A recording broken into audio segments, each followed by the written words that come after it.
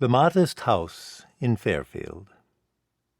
On a pleasant autumn day in 1988, 4 years before the publication of The Song of Henry, Roger McAllister had been called to an unassuming address in the Fairfield neighborhood of Victoria, the charming capital of British Columbia, where he had built his reputation for probity and creative discretion. McAllister had been told there was a large collection of 19th-century European books in an ordinary house with a modest address.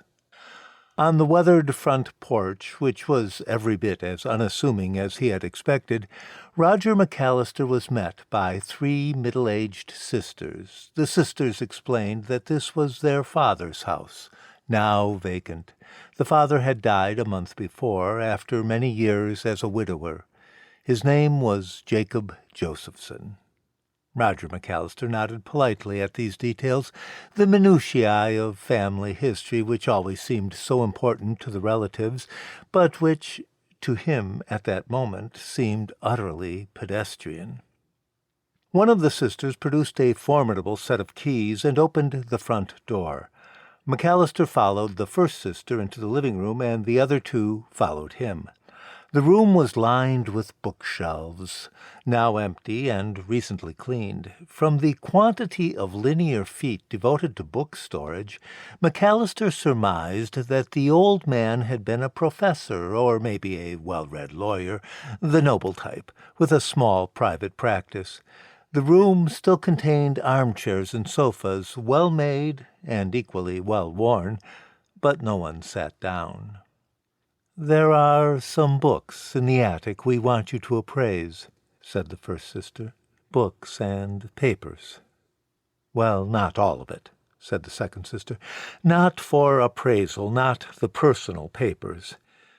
Those you might review, inventory, categorize," said the third sister. And then she paused and looked suspiciously at McAllister.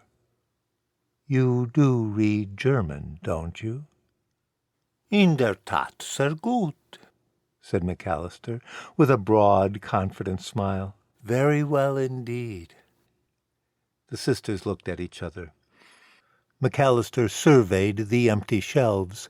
He found the absence of books somewhat disconcerting. "So these books and papers," said McAllister, "they are up in the attic. They belonged to your father, the owner of this house?" "Oh, no," said the first sister, the oldest. "We've divided up father's books already. The books we're talking about," said the second sister, "were never on these shelves." "They belonged to our grandfather," said the third sister. "His name was Joseph Conrad Josephson," said the first sister. "He was a socialist," said the third sister. McAllister blinked and smiled, trying to hide his dismay. "He owned a bookstore in Munich," said the second sister. "The Conrad Joseph bookstore. You see, he called himself Conrad Joseph." "He thought that sounded less Jewish," said the third sister, looking directly at McAllister. She was clearly the youngest and rather pretty in a way. McAllister returned her gaze thoughtfully, as if he understood all too well the ways of grandfathers and had known, all along, that the family was Jewish. "So we need someone who reads German," said the first sister, "to appraise the books and sell them off quietly. Whatever price they get. No big auction, no publicity," said the second sister. "Then we need you to read the private papers, pull out and preserve anything that has genealogical interest for our family, anything that might tell us about our relatives, the ones who remained in Europe." McAllister did his best to look thoughtful and sympathetic. "And as for the socialist correspondence and political papers of our grandfather," said the oldest sister. "You will destroy them," said the youngest sister, with a flash of challenge in her eyes.